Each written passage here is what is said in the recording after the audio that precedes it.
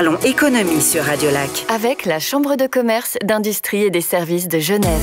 Bonjour tout le monde, nous voilà de retour sur Radio Lac comme chaque semaine, votre rendez-vous du jeudi entre 14h et 15h. Et quand vous le voulez, vous allez sur onetv.ch pour retrouver Parlons économie. L'économie qui va nous emmener également chez les RH, les ressources humaines, avec de nouvelles problématiques. Comment affronter ces changements? Nous le verrons avec des experts dans la troisième partie de cette émission. Vous le savez, il recommence à faire froid, enfin...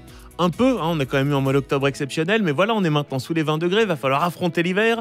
Alors on fait comment pour nos bâtiments? La réponse également dans cette émission. Autour de cette table, parmi les invités que je vous présenterai dans quelques instants, il y a Alexandra Ries, bonjour. Bonjour. Vous qui êtes encore la directrice communication de la Chambre de commerce, d'industrie et des services de Genève, avec énormément de rendez-vous qui vont émailler le mois de novembre, le mois de décembre, etc. etc. Et l'année 2023, Bien sûr. vous n'avez encore rien vu. Oui, alors les prochains grands rendez-vous, table ronde le 23 novembre au matin pour discuter d'une question qui intéresse fatalement les entreprises, l'aménagement urbain. Quelle place réserve-t-il aux entreprises? Est-ce qu'elles trouvent des locaux adéquats, à des prix adéquats? Voilà une bonne question. Si c'est comme pour les logements, je suis pas sûr.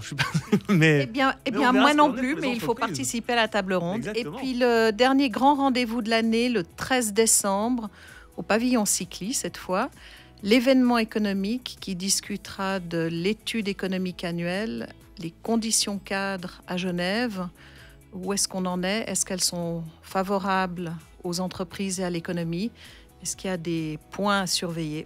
Rendez-vous le 13 décembre. Et les informations, l'agenda, c'est sur le site de la CCIG, ccis.ch. Nos premiers invités, les voici, bienvenue. Parlons économie sur Radio Lac. Genève innove. Bonjour Flore Tesser. Bonjour Benjamin. Vous êtes secrétaire générale de Genève Commerce. Morgane Tinguely, bonjour. Bonjour. Vous êtes responsable de projet politique à la CCIG. Un joyeux Noël pour nos commerces genevois, c'est tout ce que l'on espère. Alors avant de parler de Noël, on va parler bien de ces derniers mois. Un état des lieux, comment se portent nos commerces ? Alors, on reprenait un peu des couleurs après la fameuse pandémie, mais la situation reste plutôt tendue. On a tous les aspects qui renforcent le tourisme d'achat, comme le franc fort. On a aussi eu pendant une période le prix de l'essence. Et puis, on est aussi dans un climat un peu anxiogène avec l'inflation, l'annonce de hausse des coûts, les primes maladie, l'énergie, qui encourage plutôt la prudence de la population quant à ses dépenses. Donc, les commerçants sont un peu en attente de voir comment les clients vont ajuster leur budget pour les fêtes et ils devront s'adapter. Sur la question du tourisme d'achat, on a appris que le grand centre commercial qui était prévu à Saint-Genis-Pouilly, si je ne dis pas de bêtises, donc à quelques encablures de Genève, mais en France, ne verra pas le jour. Est-ce que ça veut dire qu'on est en train de stagner sur cette question de commerce d'achat ou c'est juste un projet qui ne va pas se faire ? Non, alors là, je pense que c'est juste un projet qui ne va pas se faire. Le tourisme d'achat ne s'est jamais vraiment arrêté. Chaque petite fluctuation l'influence, les gens s'adaptent immédiatement. Donc c'est plutôt en augmentation et puis là on voit que ça continue même si ce projet ne se fera pas forcément. Et j'imagine qu'en ce moment on met le paquet évidemment sur les fêtes de fin d'année. Ça c'est un des rendez-vous incontournables, évidemment c'est un poncif. Alors, la période de fin d'année reste toujours cruciale pour le commerce. Les commerçants sont dans les starting blocks et prêts à accueillir la population. C'est vraiment très important d'animer la ville et le canton sur toute l'année, mais particulièrement pendant les fêtes pour dynamiser l'activité avec la clientèle locale et créer un climat vraiment festif pour donner envie aux consommateurs d'aller visiter nos commerçants.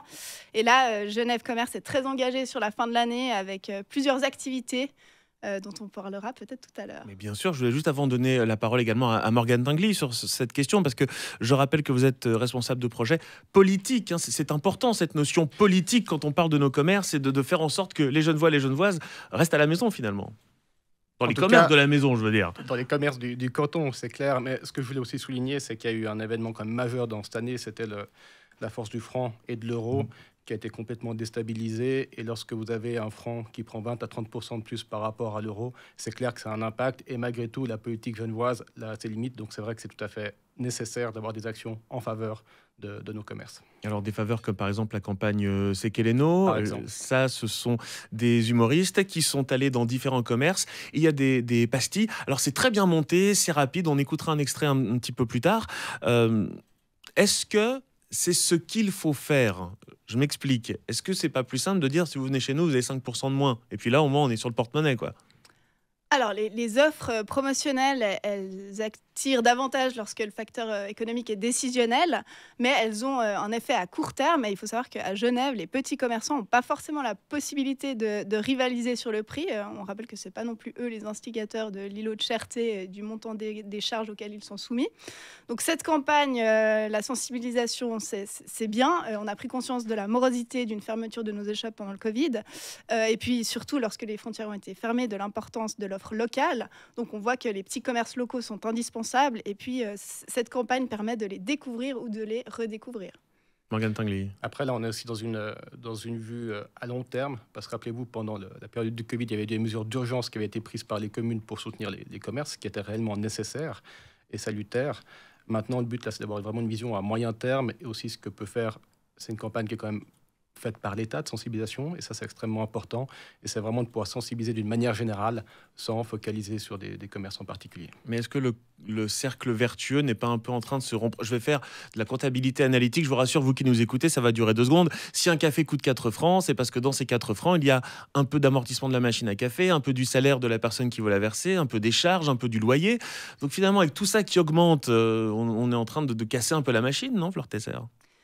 On casse la machine. Ce qu'il faut rappeler aussi, c'est que le commerce local, c'est le champion en termes de disponibilité, d'accueil et de qualité des produits. Parce que le tourisme d'achat, c'est vrai qu'on a le prix, mais finalement, quand on met tous les prix ensemble, prix de déplacement, coût environnemental, coût de la santé, on a aussi des normes plus strictes en Suisse.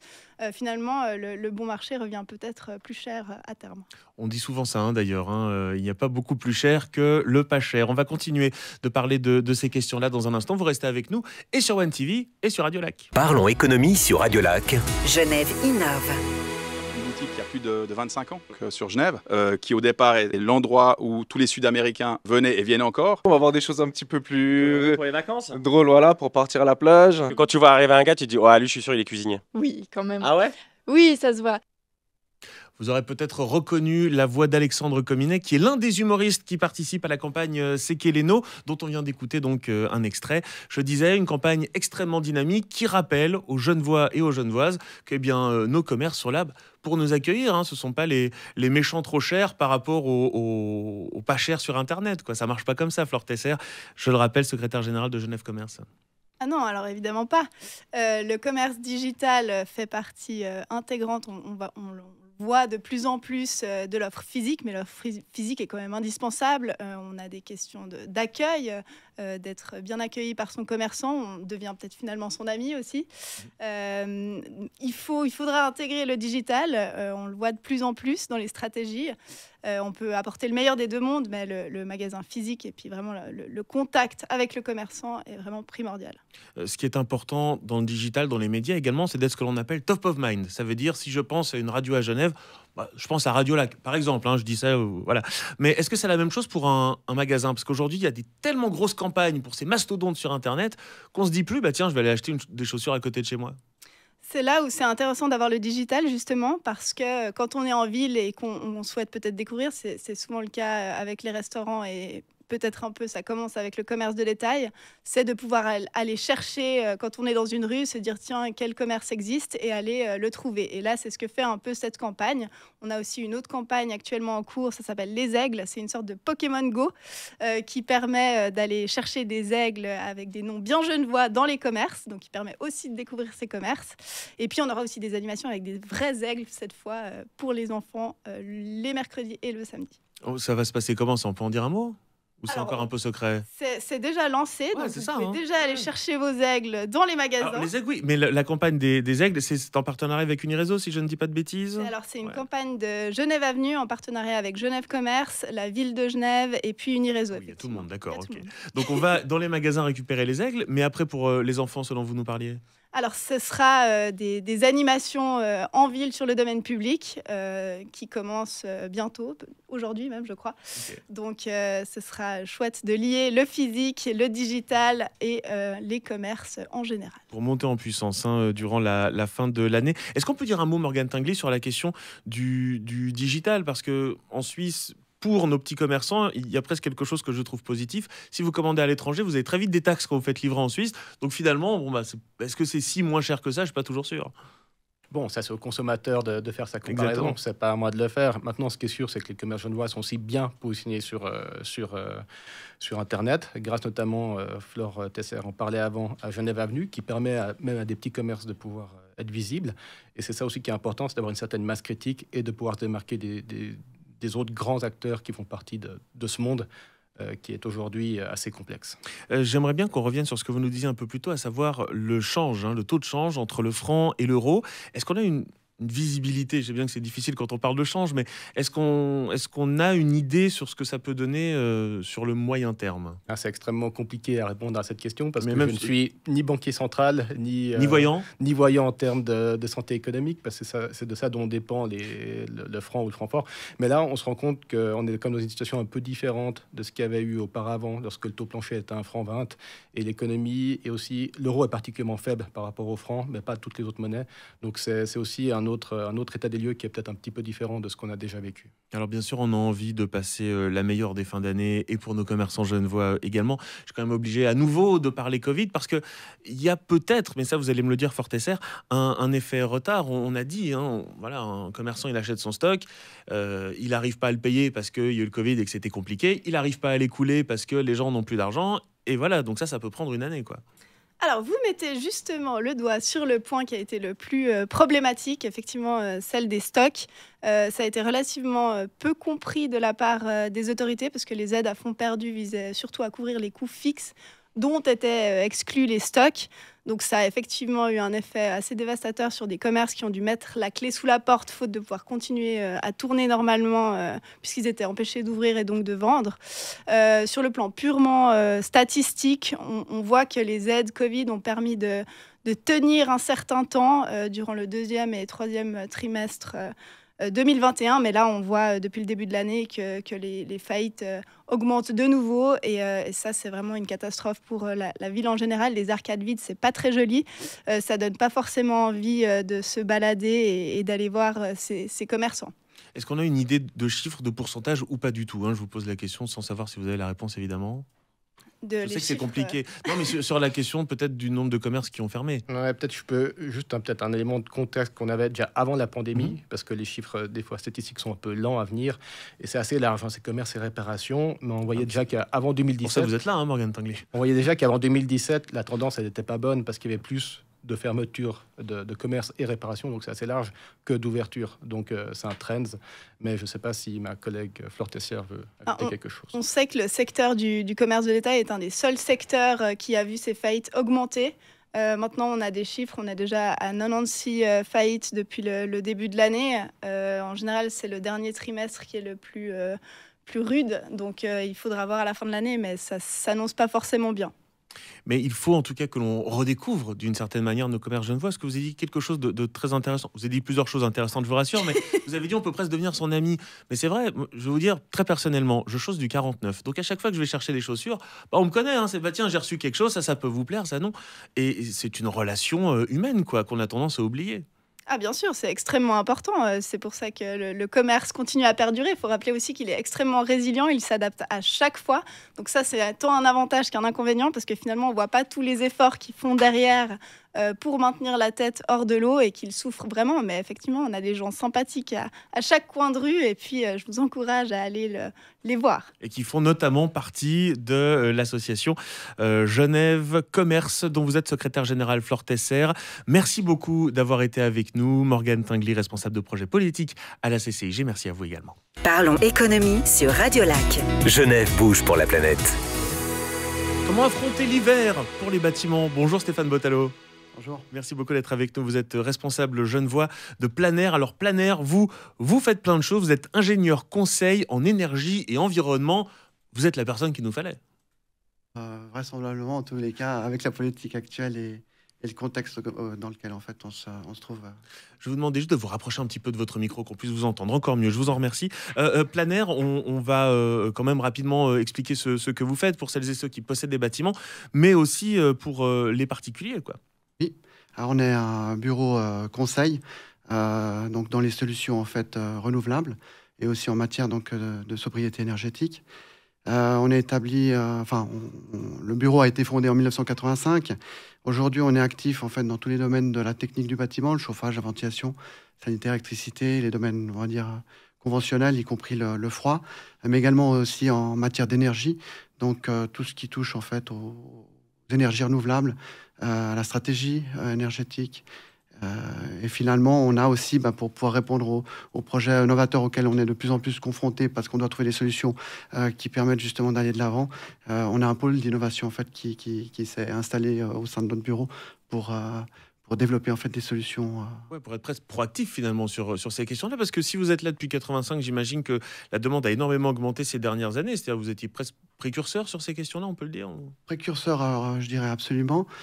Souvent, ou en tous les cas, au départ, un peu vu comme voilà, un extraterrestre, parce que c'est vrai qu'à l'époque, l'énergie, elle coulait à flot.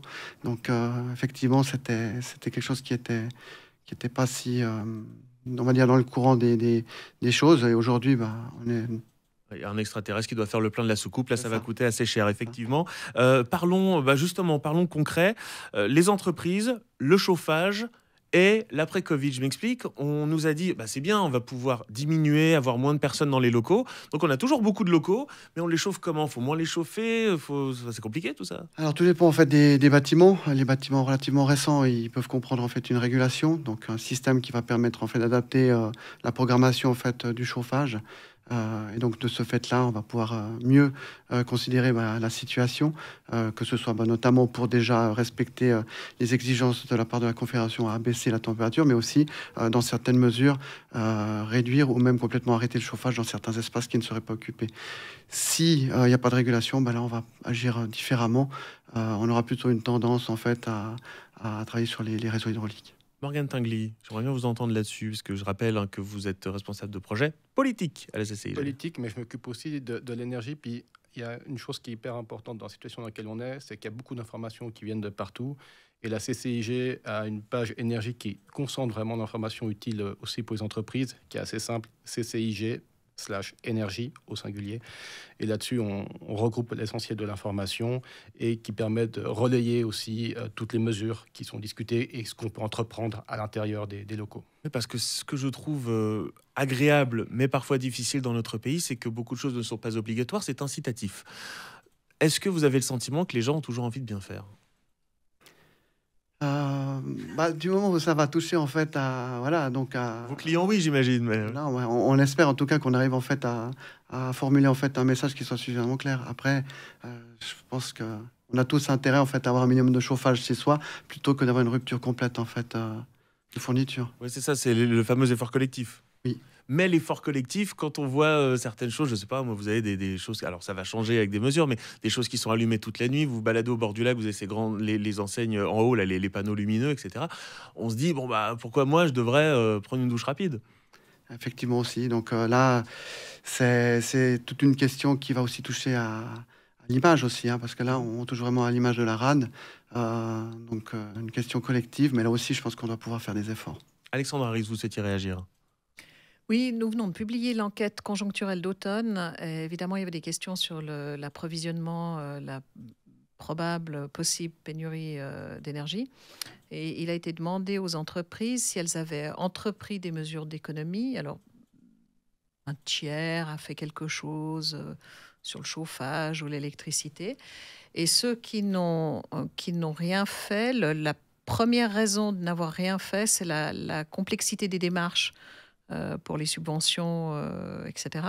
Ce qui est quand même assez intéressant. L'autre point qui est finalement le miroir de cela, qu'est-ce qui vous manque à la question, qu'est-ce qui vous manque pour vous préparer pour vous. Alors là, c'est pour vous préparer à aux éventuels blackouts ou restrictions. Les instructions des autorités. Et ça, c'est la réponse majoritaire, alors dans le canton de Genève, mais aussi dans les autres cantons romans. C'est une enquête conjoncturelle des chambres latines. Alors Stéphane Bottalo, est-ce que chez Planière, vous pouvez être une sorte de guichet unique sur ces questions ?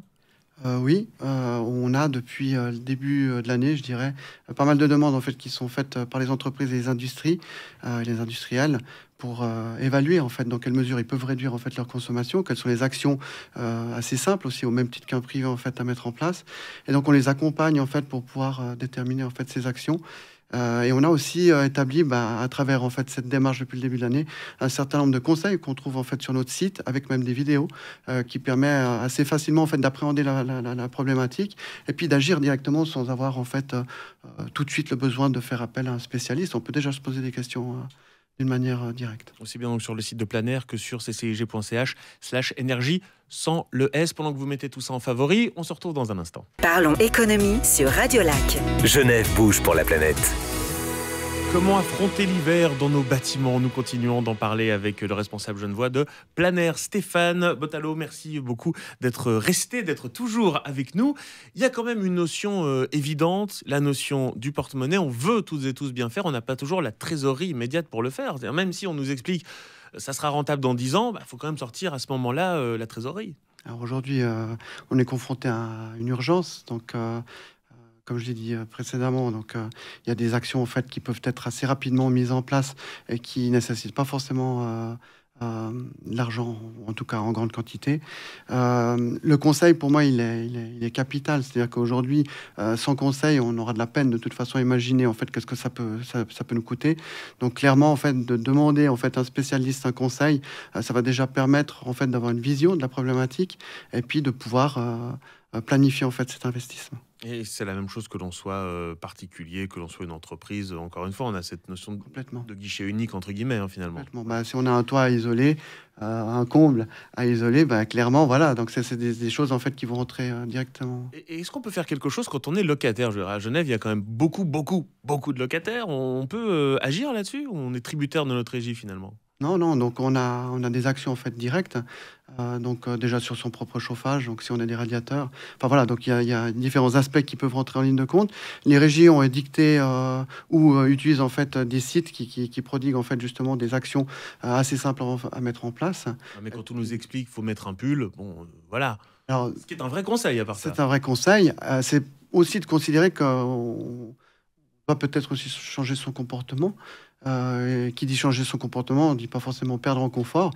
Il suffit simplement de s'adapter à la situation qui, en quelque sorte, aussi nous est imposée, puisque l'abaissement du chauffage, notamment dans les immeubles locatifs, a été défini. Et si une régie décide d'abaisser cette température, on y sera de toute façon confronté. Donc le pull, si on ne le met pas, on aura froid. Le pull ou d'autres choses, on avait relevé, vous m'avez rappelé, Alexandre Harris, certaines notions de la Confédération qui veulent, par exemple, pour les douches.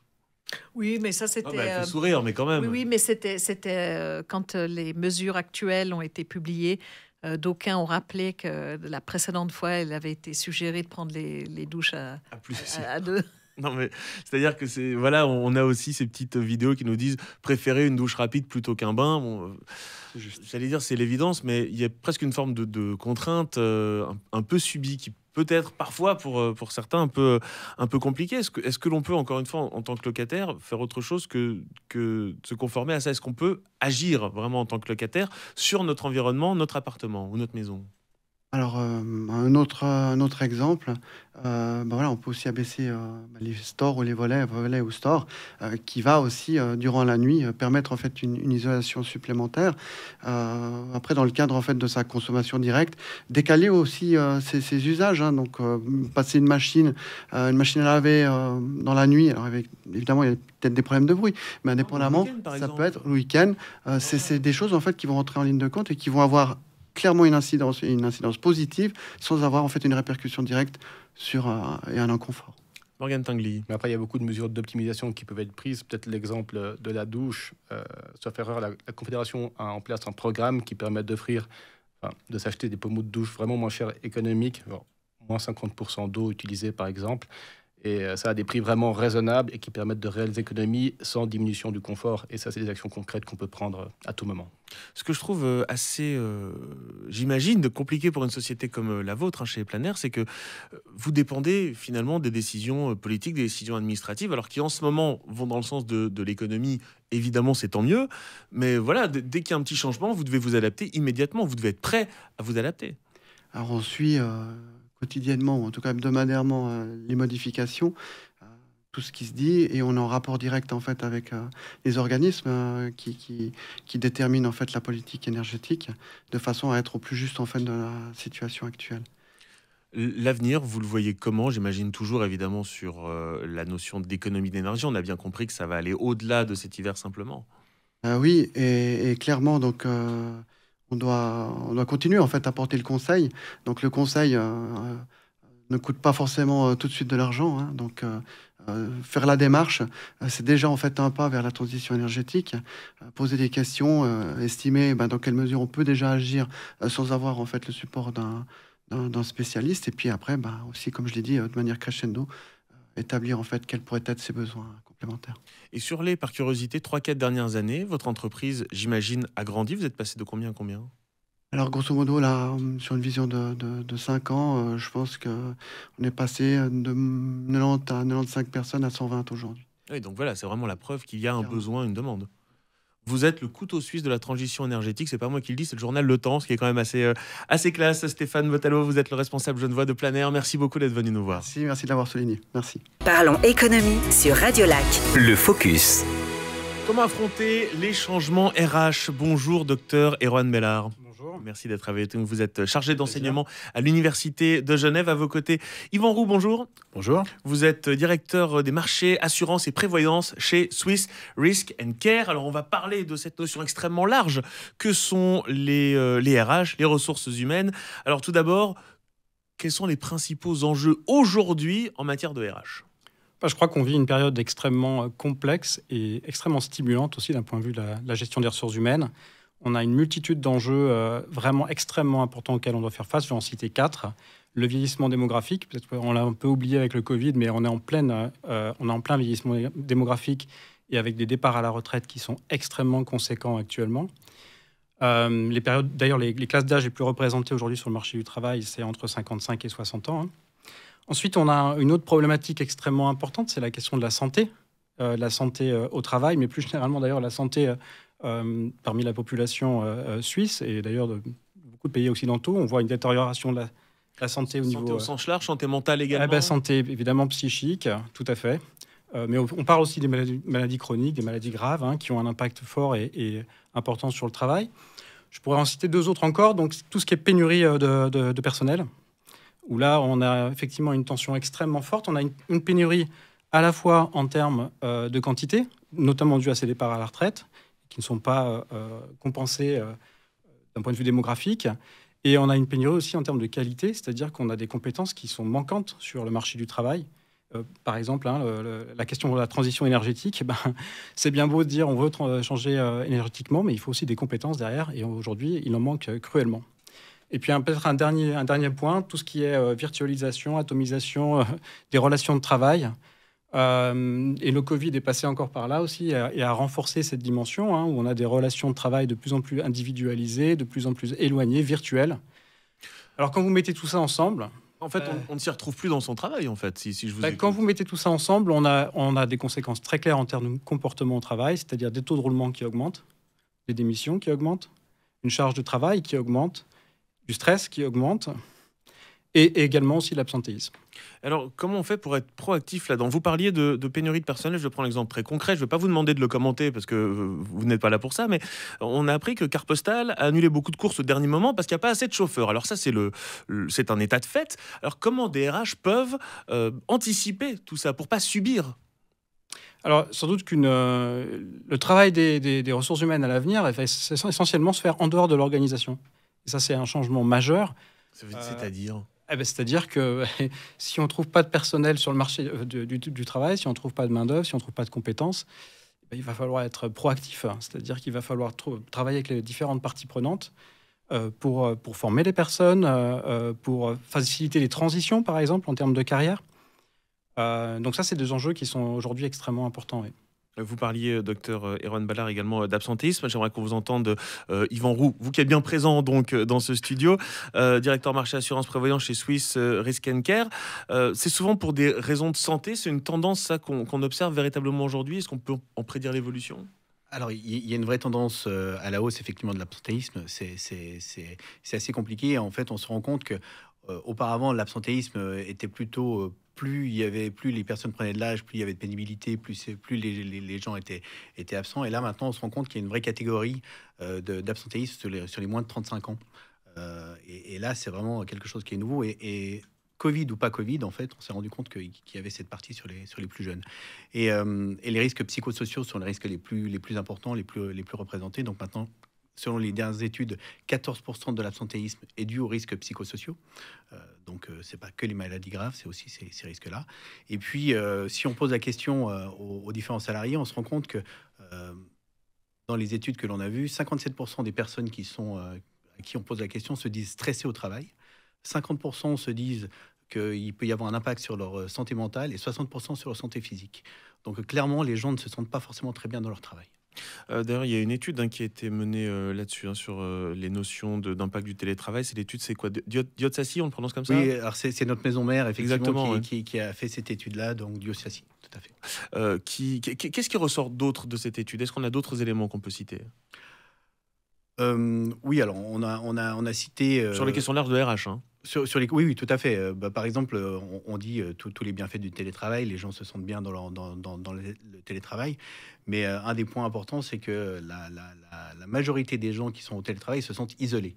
Donc, malgré le fait qu'on puisse proposer le télétravail à nos collaborateurs, donc il y a les bienfaits, les déplacements, donc ça c'est bon pour l'environnement, il y a moins de déplacements, mais les gens se sentent isolés. Donc il faut quand même retrouver d'autres critères pour que les gens puissent se retrouver et échanger. D'ailleurs, si je ne dis pas de bêtises, Alexandre Harris, je me souviens qu'à l'époque où les choses avaient commencé à rouvrir, la CCIG plaidait pour faire les choses en bonne intelligence, mais quand même un peu revenir sur le lieu de travail. Oui, absolument. On avait d'ailleurs monté une cellule d'aide, de conseil aux entreprises. Oui, c'est clair, mais je crois que tout le monde l'a constaté. Les apéros virtuels, les machins comme ça va un moment. Mais pouvoir échanger, la transmission d'informations à côté de la machine à café, mais ça n'a pas de valeur et c'est fondamental pour le fonctionnement d'une entreprise.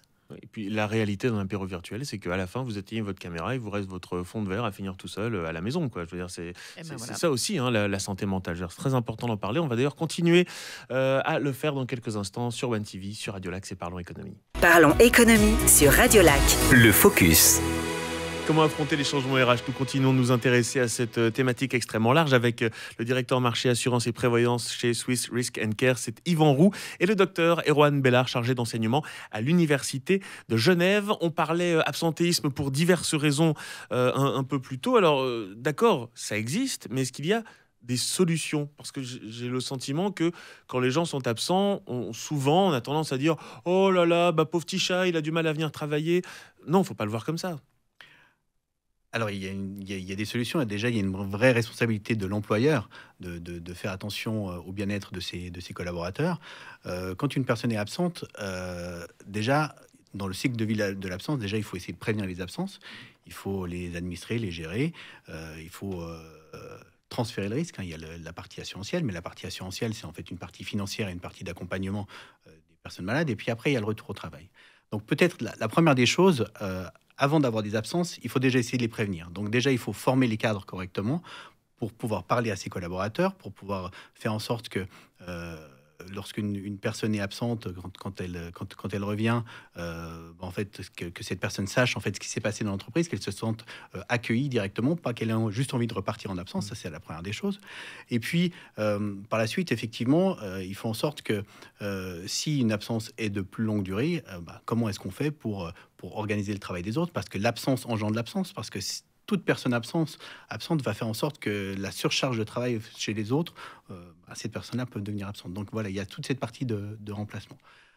Et quand on parle en fait d'une personne qui est absente sur une longue durée, souvent on dit que si une personne est absente, par exemple 6 mois, il va lui falloir pratiquement autant de temps en fait pour retrouver son rythme complet au travail. Alors 6 mois, c'est peut-être un petit peu long, bien évidemment, mais il faut penser aussi à comment reprendre son activité, une reprise partielle, une reprise thérapeutique. Les assureurs sont là également aussi pour dire on ne va pas que payer des indemnités journalières, on va mettre en place des case managers qui vont accompagner ces personnes absentes et de dire une reprise thérapeutique, ça veut dire que je veux mettre à côté de toi une personne qui fait le même travail que toi.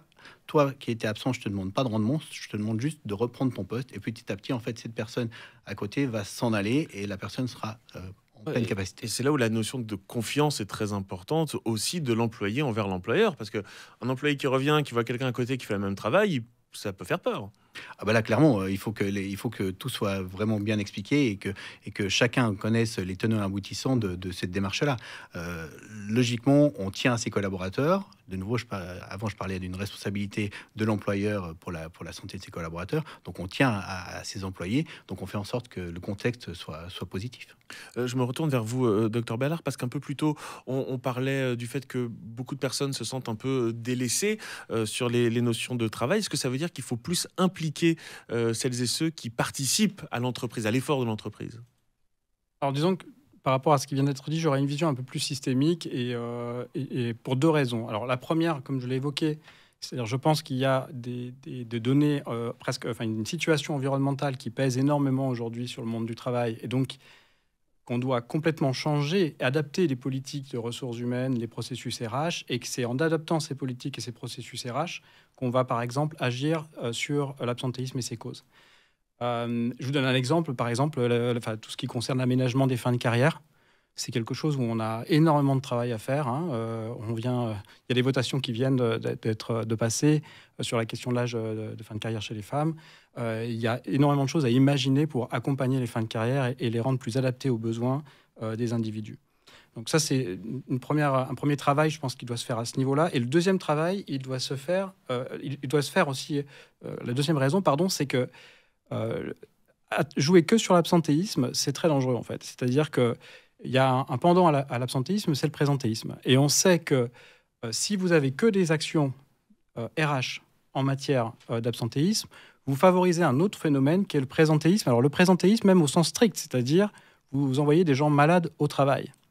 Et des gens malades au travail, et là je vous envoie à Promotion Santé Suisse qui réalise chaque année son job index stress en Suisse. Les gens, ça coûte encore beaucoup plus cher aux entreprises que l'absentéisme. Donc, si vous regardez dans ces études, les coûts du présentéisme, c'est 2 fois plus élevé que les coûts de l'absentéisme. Finalement, on en revient, comme sur beaucoup d'autres notions, à investir, oui, un peu plus, mais au final, on aura fait les choses plus intelligemment, mieux, et le coût pour l'entreprise sera nettement moins élevé. Exact. Et puis de nouveau, effectivement, les coûts, les économies potentielles, que ce soit pour le présentéisme ou l'absentéisme, sont tellement conséquents qu'on peut en fait lever des fonds extrêmement importants. Si on arrive à évidemment diminuer ces phénomènes sur la place de travail, en contrepartie, on devrait pouvoir lever des fonds très conséquents pour améliorer les conditions de travail, l'organisation du travail, la carrière, la formation des collaborateurs.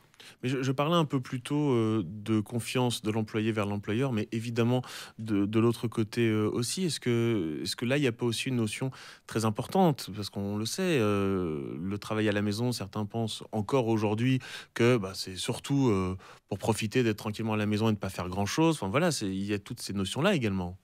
Je ne sais pas qui veut répondre à ça. Mais... Par rapport à la confiance, c'est un ensemble d'actions que vous allez...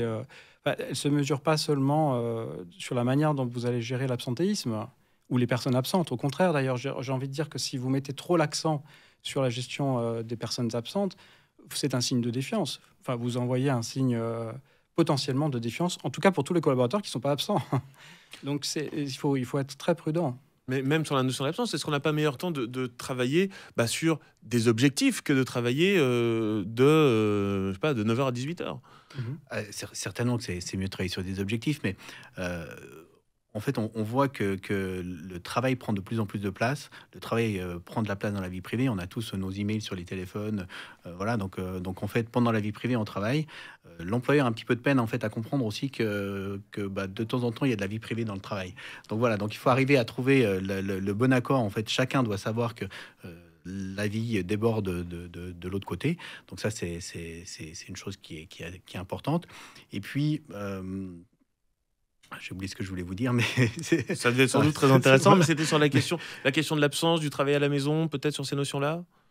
Le fait d'être dispo à 24, on a encore plein de choses à dire. Oui, alors peut-être une chose, une des dérives qui est arrivée pendant le Covid, en fait, on s'est rendu compte que on partait du principe qu'une personne malade, du fait qu'elle avait tout son matériel pour travailler en télétravail, elle pouvait quand même travailler. Et ça, c'est quelque chose c'est une vraie dérive. Une personne malade ne travaille pas.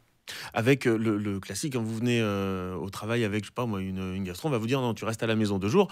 Le Covid, tu travailles à la maison puisqu'on a compris qu'on pouvait télétravailler. Exactement. Ouais, d'accord. Est-ce que vous voulez réagir là-dessus, Alexandre Harris?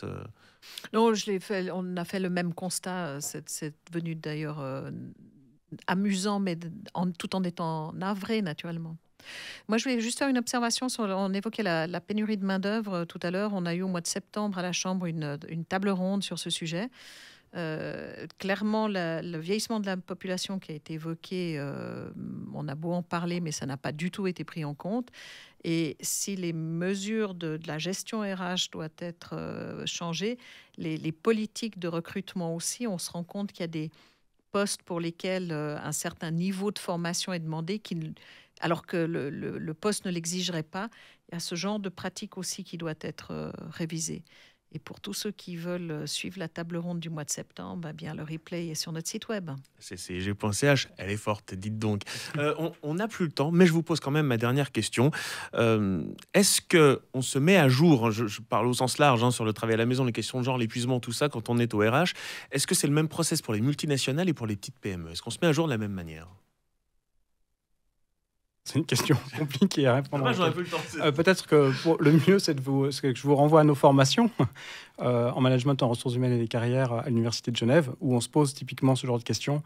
Mais vous avez raison de souligner que la gestion des ressources humaines est éminemment contingente, c'est-à-dire éminemment ancrée dans des situations, et qu'on ne fait pas de la gestion des ressources humaines de la même manière dans les multinationales qu'on l'a fait dans des PME des petites PME suisses, par exemple. Docteur Edouard Ballard, je rappelle que vous êtes chargé d'enseignement à l'Université de Genève. Yvan Roux, directeur marché assurance et prévoyance chez Swiss Risk & Care. Merci beaucoup d'être venu nous voir. Merci beaucoup. Parlons économie sur Radio Lac. Avec la Chambre de commerce, d'industrie et des services de Genève. Et merci à vous d'avoir suivi cette émission. Alexandre Harris, directrice communication de la CCIG. À nouveau, merci beaucoup. Il y a beaucoup de remerciements aujourd'hui. On se retrouve la semaine prochaine. Encore d'autres remerciements. Noah Sherman pour la réalisation de cette émission, Nicolas Grangier pour la préparation, OneTV.ch pour retrouver tout cela. À la semaine prochaine. OneTV, programmé VOD sur OneTV.ch.